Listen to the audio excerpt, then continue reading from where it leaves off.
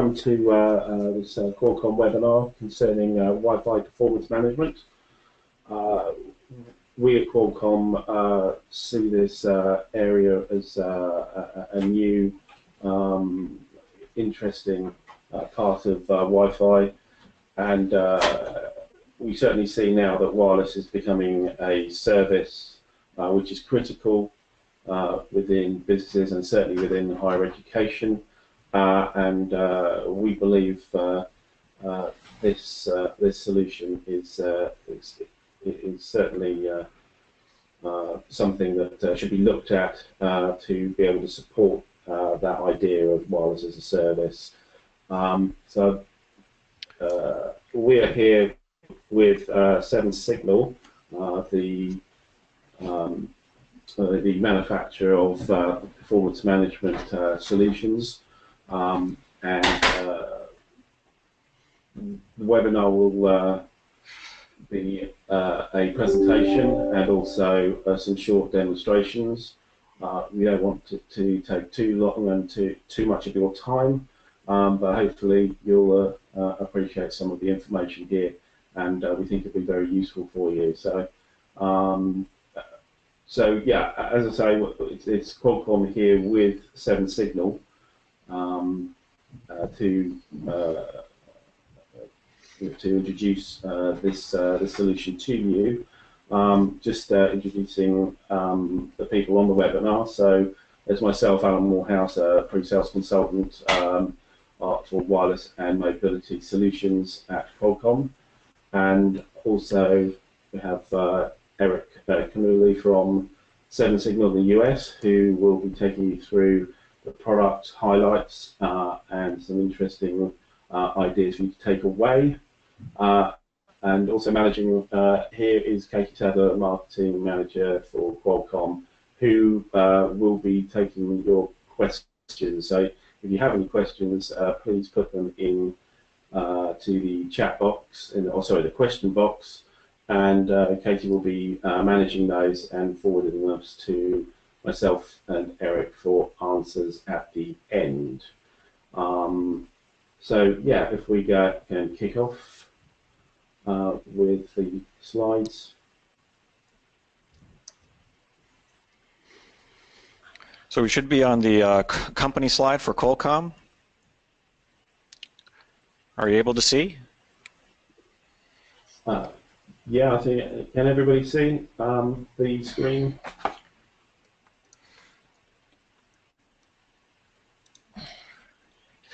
Right. So, Alan, if you'd like to just give a brief overview of Qolcom, and then I'll give a brief overview of 7 Signal. We'll jump right into this. Okay. Yeah, so I think most of you attending here know us very well, as Qolcom was founded in 2005, and we have 2 offices, Newbury and also in Glasgow in Scotland, and we've been providing Wi-Fi services and solutions within the higher education space for all of that time, and we aim to be at sort of forefront of where the technology is and where requirements are, hence why we have this webinar. And yeah, so our big a big area for our experience is providing education and local government solutions, particularly to that market sector who have some unique requirements within Wi-Fi in comparison to others. If I turn back over to Eric for that 7 Signal. Okay. Well, thank you, Alan. Appreciate it. And Kathy, thank you as well. Glad to be here today helping our partner Qolcom in the UK. And my name is Eric Camulli. As mentioned before, I'm head of marketing and product management here at 7 Signal in the States.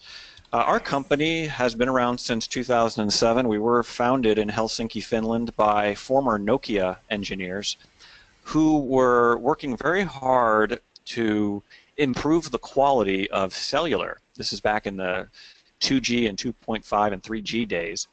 And they came up with a system for improving the cellular networks, and they said, hey, you know what, we think the next big thing is going to be Wi-Fi. And as a result, they said, why can't we take some of the principles and concepts that we learned here in the cellular world and apply them to the Wi-Fi world? And in fact, they did that. They moved the company to our headquarters here in Ohio, here in the United States, in 2012. I came on board shortly after that. And we hired a lot of Wi-Fi talent that was in the area. And we're very experienced in the areas of Wi-Fi performance optimization. And so we're going to show you some of that technology today. So let's just dive right into it if we can.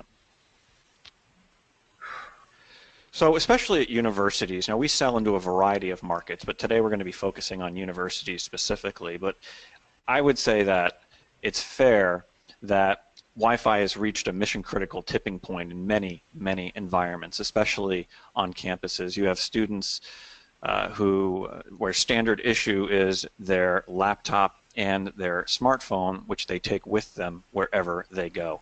They need those devices to work optimally in order to be most productive. But it's not just students anymore, it's faculty as well. As faculty, as professors try to improve or increase engagement in the classroom, they're actually trying to use their own devices as well, whether they be polling devices or they want to be able to stream video in order to enrich the learning experience. So I think it's fair to say that that Wi-Fi is truly mission critical in today's college, in today's university. The problem, however, is that our ability to be proactive and manage Wi-Fi performance has fallen way short. It is very typical that we don't hear about Wi-Fi issues until after the fact. We hear students complain, either in class or on social media. We hear faculty report to us how difficult it was for them to teach today because of their inability to access certain resources over the Wi-Fi. And so that really has to turn around. Universities are very competitive, and what we need to do is make sure that Wi-Fi works just as good, if not better, in school as it does at home or at work or at the coffee cafe, whatever it might be.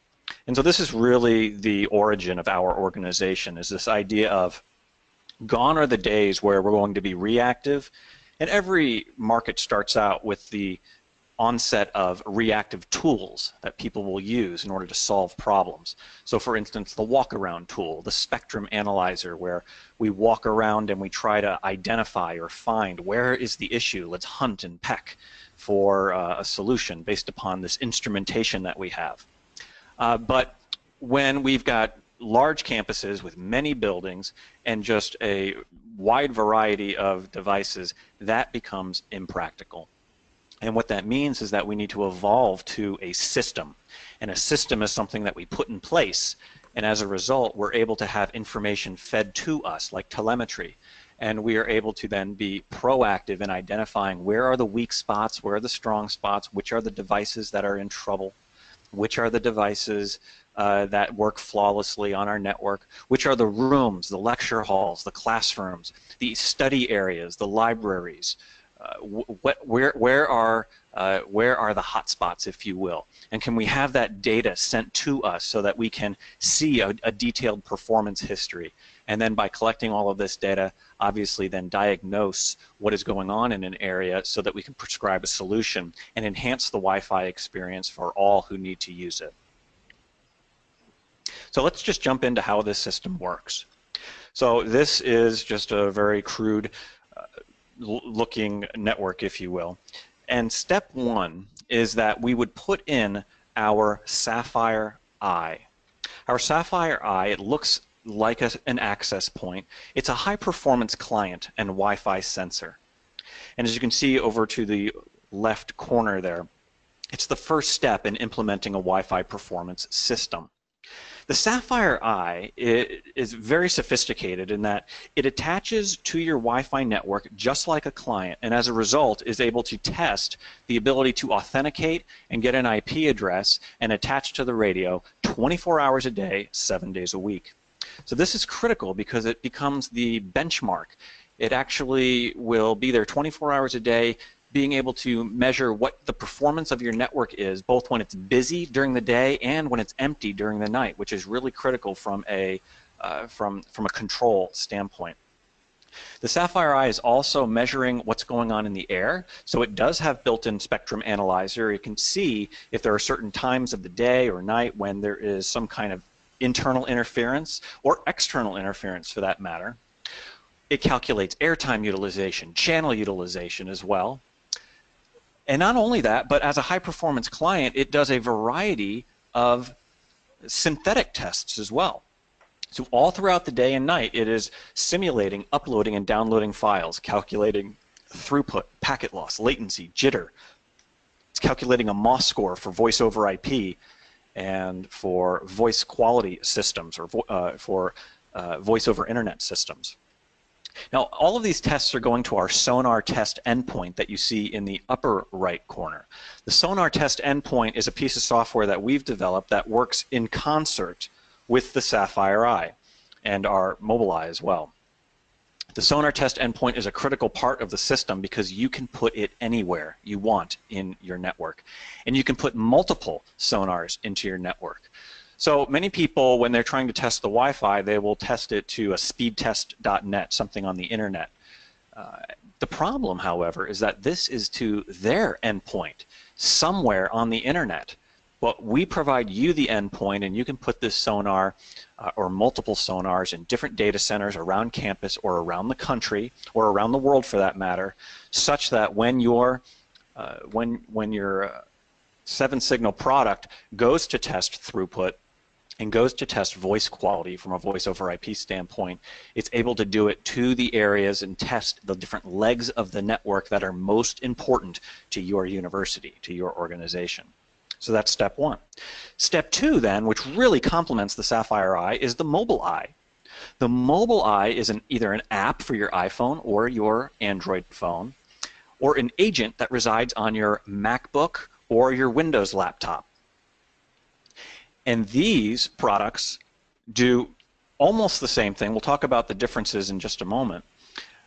But what they'll do is they'll actually crowdsource the Wi-Fi experience and help you identify what is going on from an actual device standpoint. So we want to benchmark the network. We want the Sapphire Eye to tell us, well, what is my network capable of, both when it's full and when it's empty? And then how are our students and faculty actually experiencing the network? And by capturing data about the configuration of their computer, the location where they are, and not only that, but then the performance of their computer, their laptop, their tablet, their smartphone, capturing the performance, now I'm really able to get a full picture of what my Wi-Fi network looks like and how it's performing. All of this data from both products will go into our IQ cloud. So Mobileye and Sapphire Eye will send data to our cloud. And then once you're in the cloud, you can log in to our portal, our IQ portal, and this is where you can get all the visibility and all of the detailed history so that you can do the diagnosis and prescribing that you need in order to figure out how to improve your Wi-Fi network. So the visibility aspect is really huge. That visibility just doesn't exist today, especially the historical performance history. Many times people will report a Wi-Fi issue and they'll say it happened yesterday. And that was a point in time that is now gone. It's lost. But if a faculty member comes to you or a group of students says, hey, what happened to the Wi-Fi in the library yesterday or the day before? You simply log into the system and you can see the performance history and you can identify whether there was a problem with an access point or if it was just a particular client that was having an issue while other clients in the area were not. Very powerful from that standpoint. So moving on here, I would be remiss if I did not say or draw some kind of compare and contrast between our solution and what most people are getting today. So for instance, if you have a Cisco or an Aruba system, you have their product or their dashboard. For instance, Cisco Prime or Aruba Airwave or whatnot. You might have a dashboard that's provided to you from Juniper, for instance. And those systems, those controller-based systems, do a wonderful job of giving you certain things. They're giving you a good infrastructure performance management system. They're able to tell you Well, are the APs connected or have they joined the network? What is the CPU and memory utilization? How many client connections are there? What is the bandwidth utilization? They provide you a lot of those types of statistics, including who are the high usage clients who are doing all of the Netflix streaming and whatnot, so that we can rate limit them. But what they're failing to do is really crowdsource the Wi-Fi experience from all of those different users. They don't do a good job of understanding what types of devices are out there, and what kind of performance those devices experience. There's a big difference between having all the lights green and then in your system, and then actually having people use your system and provide you or report to you a different story. So this is the missing piece. That's what we're trying to do with our system. So as you can see in this animation here, this is the entire system in action. You'll have a Sapphire Eye, as you can see on the top left. The Sapphire Eye will be stationary, and one Sapphire Eye can monitor up to 5 access points. So it has a very unique directional antenna array built inside of it that allows it to throw a beam of energy very far in a certain direction, and as a result, it can connect to multiple access points, and that is very unique. That's part of our patented technology. And so one of our Sapphire Eyes covering 4 to 6 APs, as you can see there, means that it's not a one-to-one overlay. It doesn't mean that you'll take an access point, take it out of service, and then turn it into a sensor, which are some of the other products that you might see out there. It's dedicated. It's a third-party system watching over and measuring 24 hours a day. Then, if you were to put our mobile eye agent onto the different tablets and laptops of professors or students, as they move in and out of your environment all day, and all week, you're able to now capture what is going on from a performance management standpoint. You're able to see where students have difficulty, where they congregate, what types of devices have difficulty, and I'll show you that more in detail in just a moment. So these are our products in detail. The products are the capabilities of the sensor we'll review first.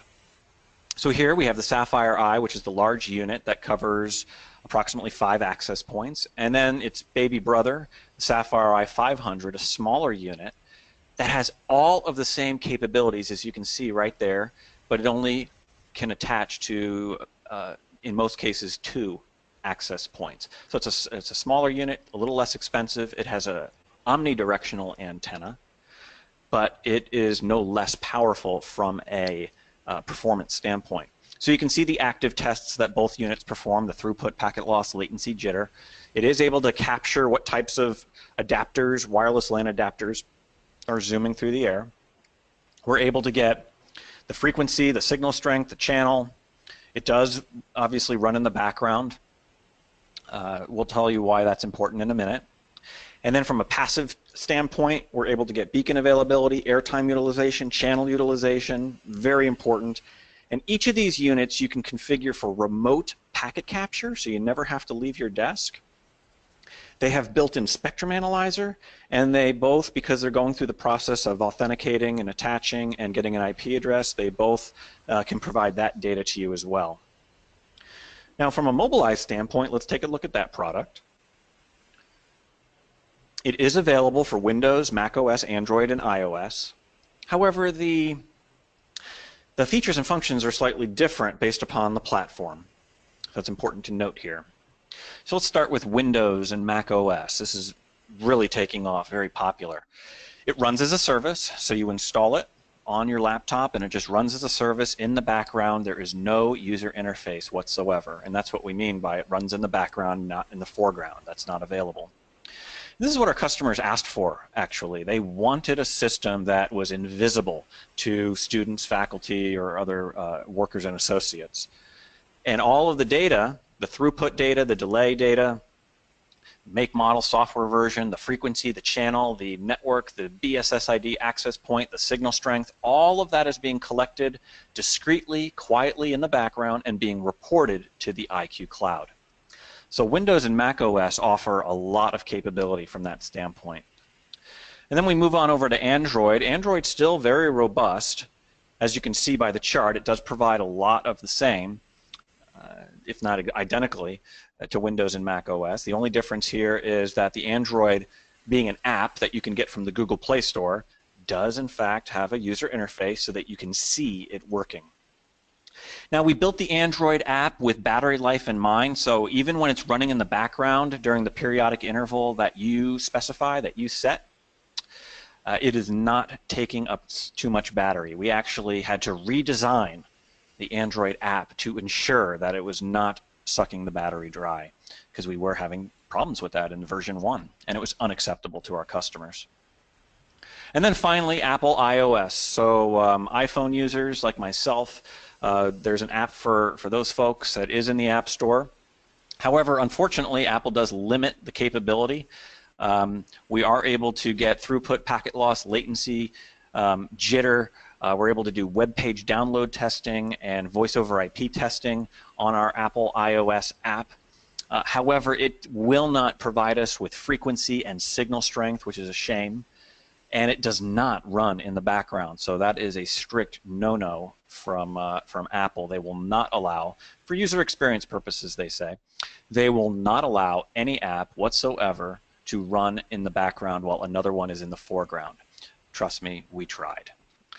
And so that is the story on the products and the capabilities. And we have customers who will use Sapphire Eyes. We have other customers who love the concept of the mobile eye. And then we have other customers who love both together. They'll put Sapphire Eyes in strategic locations around campus. For instance, one in every major study area in buildings, so that they've got a sentinel watching over the Wi-Fi there 24 hours a day. And then they'll put mobile eye on everybody's laptop, all the professors' laptops, and they'll even invite students to do it as well, so that they can really get an understanding of what the Wi-Fi experience is across campus. Let's just talk a little bit about our customers here. So we have been around for the last 9 years or so. So we do have a pretty nice customer list, and we do have a lot of activity in Europe as well. You can see in the upper left some organizations that you'll recognize, like Maserati in Italy, Uber, AstraZeneca. Also, we have a variety of hospitals. In the Sosteri is in Finland, I believe. From a higher education standpoint, we have a lot of very large universities in the States, University of Florida, Georgia Tech, but also in Europe. We're at The Hague, we're at Avans University in the Netherlands, and also another customer of ours is Education First, which does a lot of online learning, I believe, online stuff. And a very large partner of ours is Sky, who is a managed service provider. Okay, let's move on here. Want to dive right into giving you some more testimonials here. So I really like some of these testimonials because they show the value that here's a CIO who indicates that when you have a proactive system, it now equips the team to support more applications and devices, and as we all know, it's only going to get worse. Gone are the days when we walk around with tools. We really need a centralized system to help us manage all this, just like we've been doing with wired networks for the past 30 years. And then here's another great quote from our friend Case Pronk at Avans, and he's just been such a wonderful partner. We've got a great case study about Avans and how we were able to improve the Wi-Fi experience for students and faculty, and that's something that obviously we can share with you as well. But let's dive into some use cases. I think this is where the rubber meets the road. We want to know what are some of the things that I can do with this, what does this actually look like, and how will this help me? So this is simply a screenshot of the IQ dashboard for Sapphire Eyes. So remember, Sapphire Eyes have a lot of capability. They can tell us about connectivity, IP and DNS services, authentication, in addition to quality. So under connectivity, the Sapphire Eye, remember, is going to be connecting and disconnecting from your network during an interval that you specify, for instance, every 15 minutes or 20 minutes. And it's going to be doing that all day and all night. So we can see if there's any problem with radio attach, if there's any problem with your DHCP server and getting an IP address. You can be alarmed and alerted on those things quickly and instantly, and you can see when there's some kind of dip in performance on both the 5 gigahertz and 2.4 gigahertz band just by looking at the dashboard.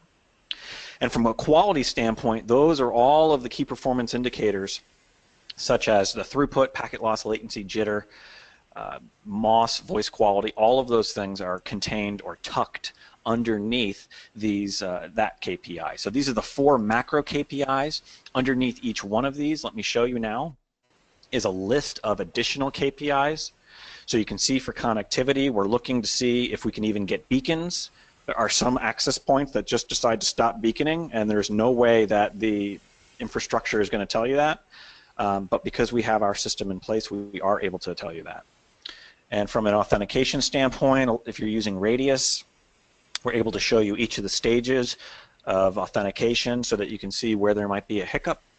Same thing with retrieving an IP address, and of course you can see the quality metrics that I just mentioned.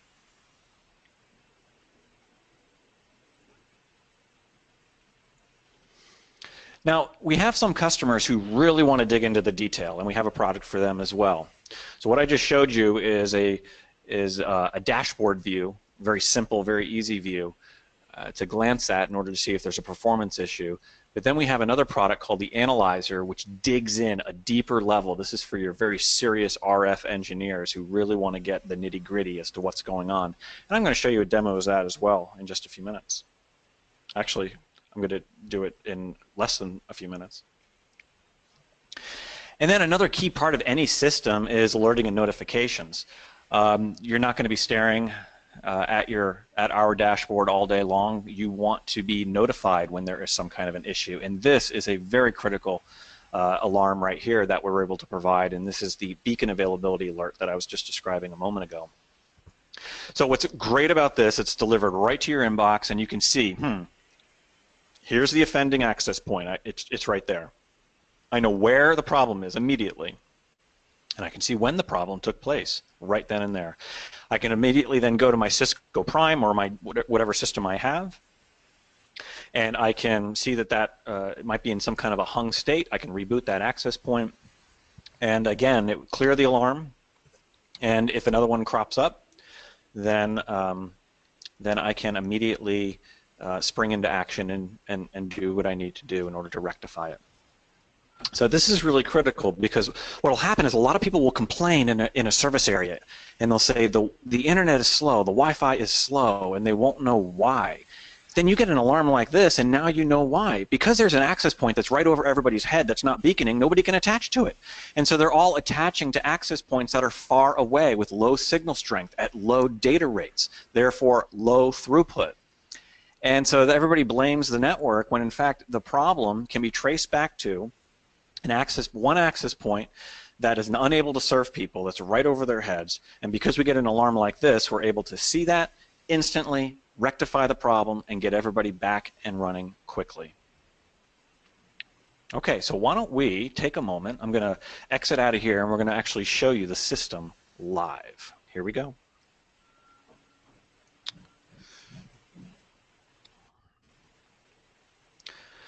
Okay, hopefully you guys can see my screen.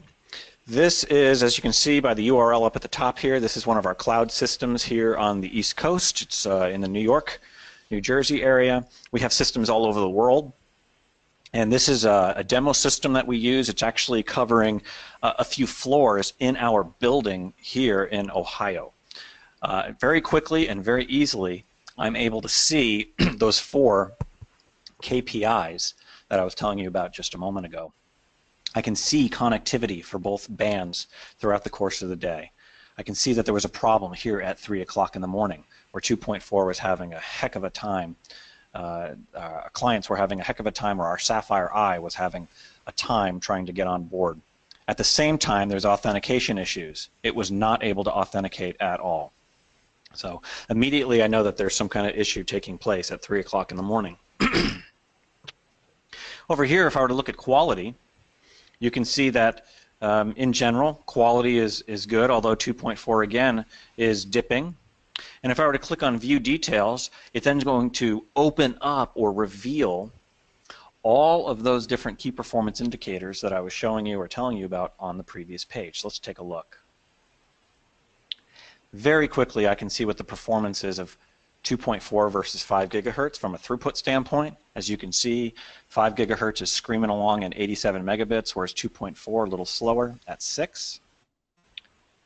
Down here, I'm getting my ping round trip time, web page download time.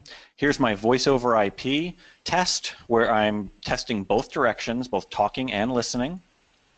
My jitter, my packet loss, my signal level at the I and my signal level, my signal to noise ratio.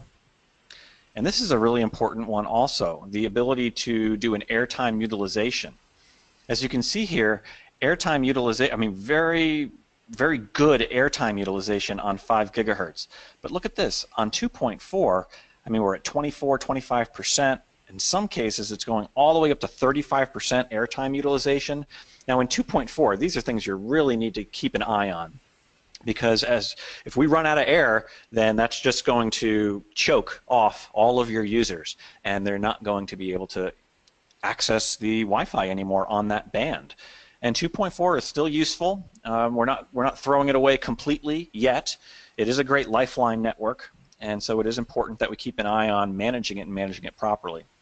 And what we do when we see it creeping up too high, what we want to do is then give you suggestions for how you can reduce the airtime. There's a lot of management overhead taking place in the air, and we'll give you techniques with regards to beacon intervals or reducing the number of SSIDs. There are things that you can do in order to manage 2.4, and when we look at a chart like this, we immediately start springing into action. If I scroll back up to the top, I want to take a look at one more of these for you before I go to the next screen. Let's take a look at authentication, because that's something that a lot of people seem to complain about. When people call to complain, it's either I can't connect to the network or it's slow. And many times authentication is a big part of that. So here, what you can see is that our Sapphire Eye is going through all of the stages. And you can see that we're having problems, again, at certain parts of the day. This is at 3 o'clock in the morning again. And you can see the number of attempts. You can see the EAP authentication process, all of the phases, phase 1, phase 2, and the timing that it took in order to accomplish those phases. So Wi-Fi issues are falling into, generally one of 5 categories. It's going to be an authentication problem. It's going to be a wired network, maybe a DHCP problem. It's going to be some kind of co-channel interference with access points, an access point problem. It's going to be a device problem, or it's going to be some kind of external interference problem.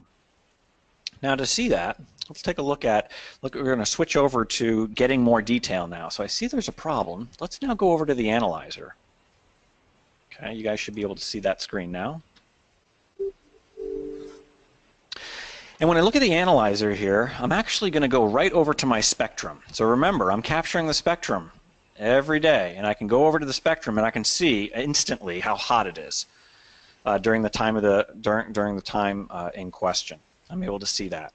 I can see spectrum on 2.4, and I can see spectrum on 5 gigahertz as well. So here's a 5 gigahertz spectrum. You can see all the different channels, and you can see the stripiness demonstrating that there's certain moments of interference. Okay, and again, all of our experts are here to help you with understanding these things as well. There are other things that I can get from the analyzer which are a layer down or more detailed. I can see activity going on in all the channels. I really like this chart because I can actually now see the interference taking place on my networks from a competing for airtime standpoint. You can see these are all, if I were to click on here, I would be able to actually then see and mouse over it. I can actually see the different SSIDs, the different access points, and what channel they're on. And in our building, this is our building, we're able to, I mean, it's just a mess. There are so many networks that are competing for airtime, and it does contribute to a lot of issues. And if I scroll down, I can actually see what it looks like on 5 gigahertz as well, which is really important. You know, there's a lot of talk out there about how 5 gigahertz is going to get just as bad as 2.4 in the next 3 to 5 years. So we have to be careful of that. I can actually see the bonded channels as well. So here's a bonded channel where I've got these two yellow arcs next to each other. So this is a 40 megahertz wide channel. This is an 80 megahertz wide channel, as you can see here, a big guy. And again, when I click on it, I can then actually mouse over it and I can see, is this our network? And I mouse over it, and you know what? It's not. It's the network across the street. Very high throughput, VHT 80, you can see right there. And you know, you need to understand what's going on in the air. And with a system like this, it's all right in front of you. You can see it. And it really helps you in trying to identify, what's going to be our strategy here to manage this? But you can't manage what you don't measure, what you can't see. So let's go back to our slides here, because what I want to do next is I want to segue over to the use cases for Mobileye. And let's increase this. And there we go. Okay, so when we log into Mobileye, it's a little bit different into the IQ. When we go into IQ for Sapphire Eye, we get one look because we have one set of key performance indicators, and then when we tab on over for Mobileye, we can see a different view. And one of the things that we've added in Mobileye is the Google Map. This is really interesting. Because Android and iOS devices have GPS, we're actually able to plot on a map where the Wi-Fi is good and where the Wi-Fi is bad. And even though laptops do not have GPS in them, because of the scan data that we're able to get, we see the adjacent neighboring networks and access points. That information goes into the Google Maps API, and then Google is able to return, with all of its knowledge, it's able to return an approximate location of where your laptop is, and we're able to put that on a map. So when you have a campus, or if you have multiple campuses around the country, and you're able to look at that map and see, for instance, like what we're looking at here in the example, we can see Cleveland, we can see down a little bit further south some of the smaller cities, and we can see the different offices and branches and where they may or may not be experiencing Wi-Fi issues. When I drill into one of the key performance indicators like throughput, you can see how the map changes and it lights up in red where there are potential throughput issues, and I can get a chart that indicates that as well. This is the page where you configure your Mobileye, and let me call your attention just to a few things here. For instance, I can ping an unlimited number of targets. And again, what happens is that your laptop or your iPhone or your Android device, what it does is every time it tests, it's going to go out and fetch the profile. So imagine this, guys. Centrally, you can change this to select any number of endpoints, any number of ping, and you can change it. And then the next time your agents and your apps start testing the Wi-Fi, they're going to test against those new endpoints. So we have customers, they have internal servers that they want to ping, they have external websites that they want to ping. Same thing with throughput, they want to be able to have multiple throughput endpoints, they want to be able to ping one side of campus, or they want to be able to test throughput from one side of campus to the other, they can do that. And this is where you set the thresholds for when it turns red and when it turns yellow. Here is the interval. So for instance, my agents and apps are going to be testing every 10 minutes, as you can see here with the test interval. And this is really interesting as well.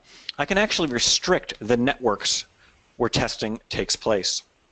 So for example, I don't care about the quality of the Wi-Fi network at Starbucks or some other cafe.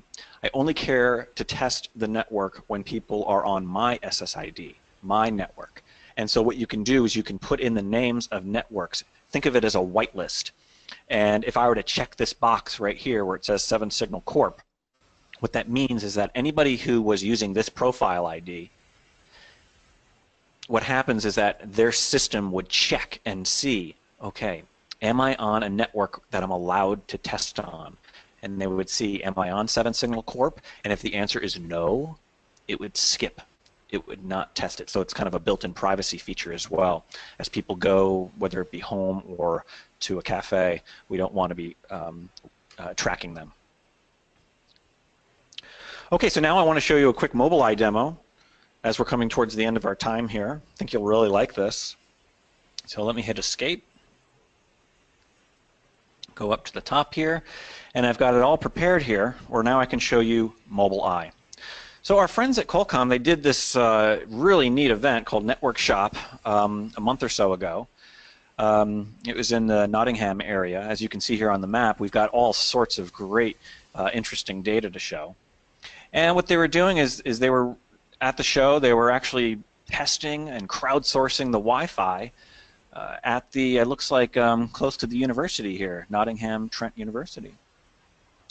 And so we've got all sorts of really interesting data here. We're getting ping data, throughput data, the web page download data, voice quality, and also connection quality, which is basically a measure of signal strength.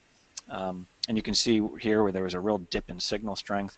I can click into that and I can actually see, okay, let's take a look here. These are all of the different access points or BSSIDs connected to, and you can see in dBm what the signal strength is. And this helps us with identifying roaming issues as well, which is really nice. So as I scroll back up here, I'm going to hit the back button. Hold on. Oh, there we go.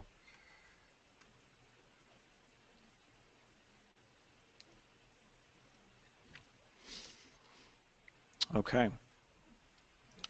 And we take you back to the top page here. And what I want to do is I want to scroll on over to the report builder where I can get individual data, individual device data. Okay, so let's do that. And here you have it. I can actually see the names of all of the people who were taking tests. I can see their client names, the different iPhones. I can see the model of device that they have. And I can actually see what their measurements or metrics were. I can see their ping round trip time. I can see their throughput, both upload and download. And there are other things that I can see as well. For instance, if I want to see the version of software that's on their phone. This is really unique because I'm combining configuration information with performance information, performance data, in order to create a really interesting combination. And then when you add in location, now I've got this three-legged stool that allows me to really and firmly identify, understand what is happening and where it's happening on my Wi-Fi network. I want to show you some of the other features here real quick. I'm going to switch on over to our larger network here, which we call Global Corp. Global Corp is a network or is a profile that 7Signal employees use. There's a lot of really interesting, rich data in there that I'm going to show you right now.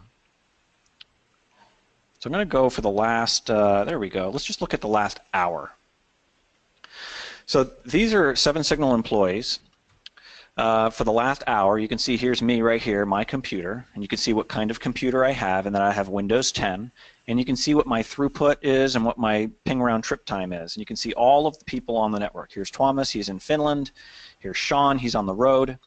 And if I want to know what kind of, or what network they're on, I can swap out one of these columns. Let's look at SSID, and there you have it. I can see that Sean is on the guest network at our AstraZeneca customer. Wow, how about that? Didn't know that he was at AstraZeneca today visiting them. And here is Thomas in Helsinki on our 7Signal corporate network. And I can see also what access points they're on as well. So I can click BSSID, and now I can see what access point they're connected to. I can even see the vendor of the access point, as you can see here. Aerohive, Cisco, we're getting the OUI information, and we're able to then show you what kind of access point they're on, which is really neat. There's some other really fun things as well. I can see the frequency that they're on and the channel that they're on. So I can see if they're on 2.4 or 5 gigahertz, which is really nice. And I can add another subdimension where I can see the data rate that they're connected at. So this is really fun. Because what I want to do is I want to be able to identify, why are you so slow? Why are you connected at a 1 megabit per second data rate? That's insane. And so I can quickly and easily identify this right here. And again, I'm able to correlate your configuration of your computer with information of what's going on the network, like channel, frequency, and data rate, and all of those vital statistics about your connection, and then combine that with your performance data. And I can quickly just tap on one of these right here, and I can now sort by throughput. So when I click on throughput download, it now sorts either ascending or descending, and the poor the poor clients just rise right up to the top. I can see where this test unit and also Thomas's PC are not responding well. I can also tap again, and I can see this is not by design, but maybe it's because I'm standing right next to an access point that I, in fact, I am the king of throughput here at 7 Signal. Now, I just mentioned something interesting. You know what? Let's take a look at signal strength. So I go over to my hidden columns here, and I'm going to scroll down and hit signal strength, and there you have it. Look at that. My signal strength is neg 50. As like I said, I'm sitting right here next to an access point. Very important when you're doing a webinar, by the way, to do that. And you can see I've got everybody's signal strength here. So imagine that, guys. Somebody calls in, I can look at their device, I can actually see where they are on the map, because if I were to go over to the dashboard right here, I'm going to actually see where everybody is on the map. So for the past hour over here in the United States, I can see we've got data in here in the Washington, D.C. area, as well as up here in Ohio where I am located. And I can drill in, and because we're using Google Maps, we're able to get incredible detail in terms of the location. If I were to continue to zoom in here, you would see that it just goes right over the building that I'm sitting in right here. And when you zoom in, and you're able to see that there are different buildings that might be having issue, or different parts of buildings that might be having issue, just amazing how you're able to get that kind of visibility. And here we are, just adjacent to the university right here. And the University of Akron is one of our customers, actually, and they have us in the student union and also in the Starbucks and another end in the library. So we're coming to the end here, and I wanted to leave time for, I was hoping that Alan, if you could step in here and talk about maybe some next steps. Yeah, so thanks, Eric. That's a really comprehensive outline of the technology there.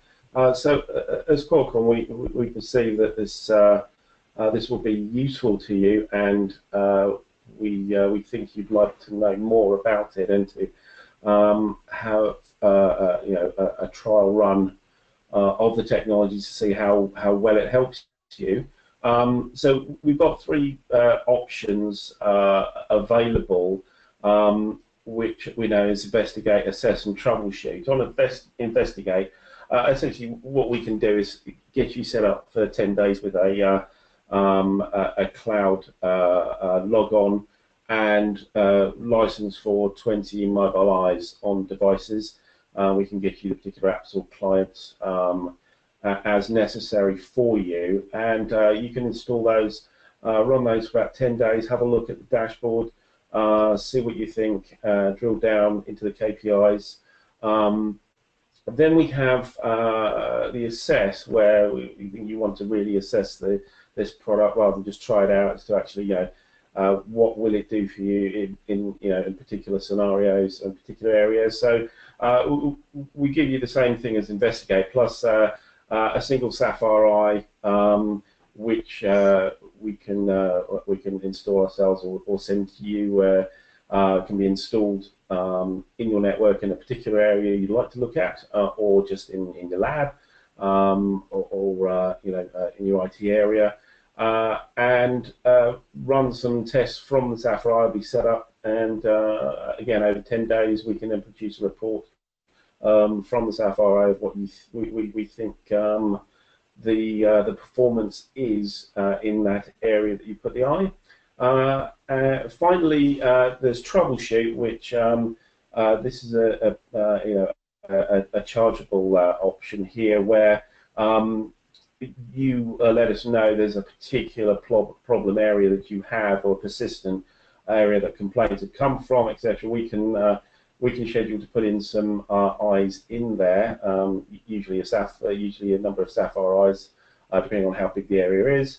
And we would install those, get those running, collecting data for a couple of weeks, and we would then be able to report on what we found, and it may roll on further as you want to set particular KPIs and further assess of what is happening in that problem area. So we'll be emailing out to you these options and more details on them in due course. And yeah, we think that this one of these options would cover anything that you'd really like to see out of the product. So yeah, just leaves for any questions. I think we've had one or two come through, Kathy. So yeah, if you can let us know what they is, and anybody else has any, please do put them into the question box for the webinar. So the first question that we have is, do you see the Sapphire Eye as being a point product to detail problem areas, or to provide a sample of the network? And if so, how would it scale across thousands of access points? Yeah, sure. Geographically dispersed. Mm-hmm. Okay, yeah, great question. Let's pick that apart a little bit. So is it a point solution? So typically people might refer to a point solution as something that isn't completely integrated in with their existing infrastructure. So for something that's integrated in, for instance, with their Cisco access point that they have. So we actually did an entire webinar about how, from an interference, from an RF standpoint, how difficult it is for an access point to also measure and be a sensor at the same time, that you usually have to turn one off and then one on. Or if you have something that has two radios in it, we did some scientific research that I can share with you. We were able to show how the radios, with one doing the sensor and being a client, and then the other one actually being the access point, how there is some interference that takes place that raises the noise floor, that actually then is a detriment to the radio, adjacent radio that's trying to service clients. And so there's some real science behind why that's not a good idea.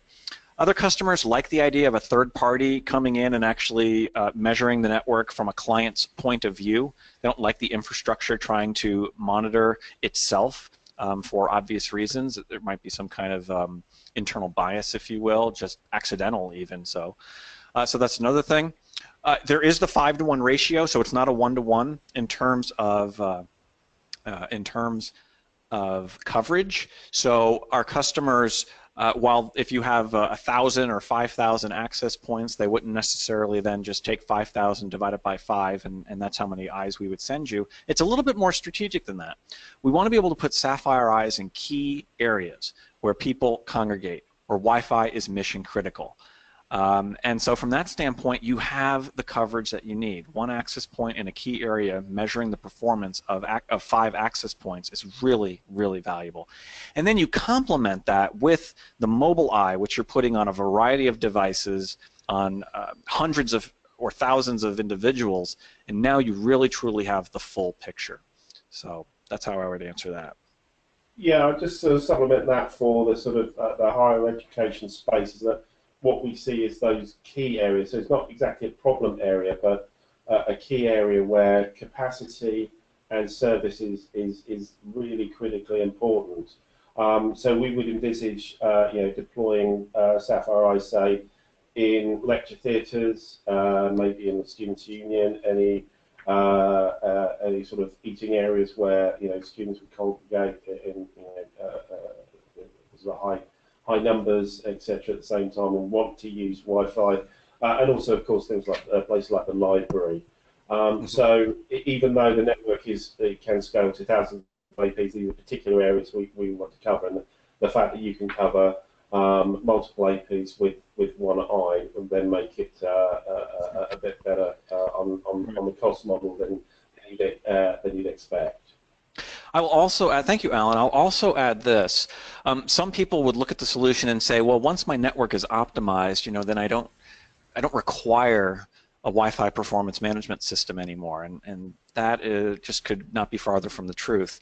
And the reason why is because there is so much change in a Wi-Fi network. There are new devices that are coming out all the time. There are new things that are entering into the environment that we can't see, that will affect the dynamics of the Wi-Fi network.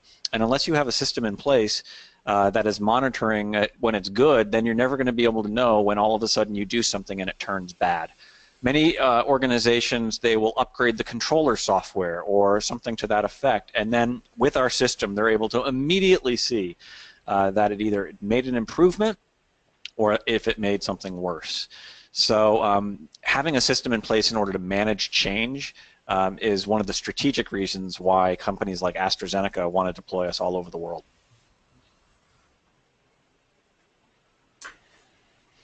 Okay, and I have a second question from internal to Qualcomm.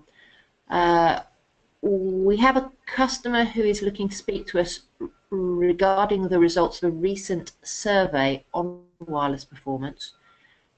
Could we use this to verify his findings? I mean, I could pick that up.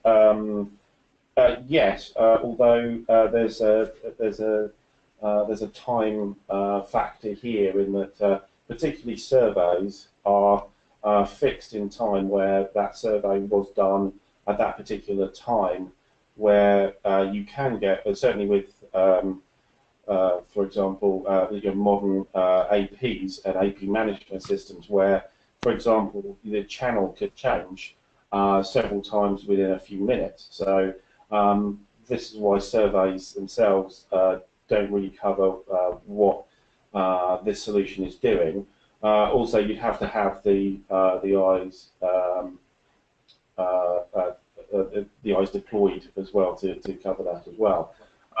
But however, if you have, if you're not talking about maybe an actual Wi-Fi survey, but say a survey from users or from students or something like that, then you can take that information that you have there, and yes, you could assess with this solution what their perception is in the real world, where we have clients and also with these Sapphire Eyes actually giving you the statistics that feed back.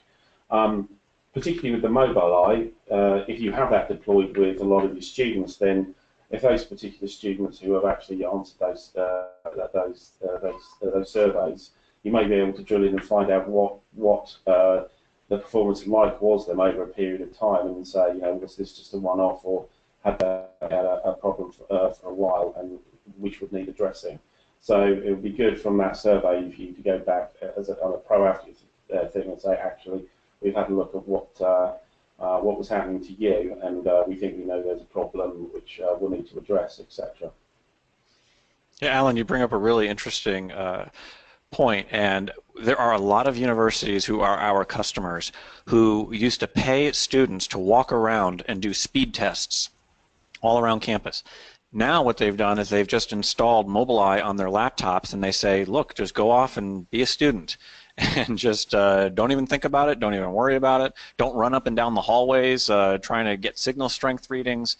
We'll be able to see your Wi-Fi performance anywhere you go with your laptop on campus, and so a tremendous time saver.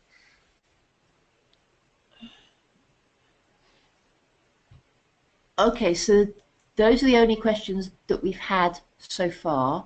Okay. Obviously, if you have subsequent questions that come up, you can target them at marketing@qualcomm.co.uk, and I'll make sure that they get to the relevant individuals. Anything to add? I think we've used enough of your time, and hopefully this information has been very useful to you. Thanks to Eric for going through the solution and the technology again. Yeah, any questions do come through our marketing email address, and we hope to hear from you soon. And we will be following up with an email with more details about the services that Qualcomm are offering through this technology. Thanks very much for attending our webinar today, and we'll give you notice of further webinars that we'll be doing in the future. Thanks again. Thank you. Thank you.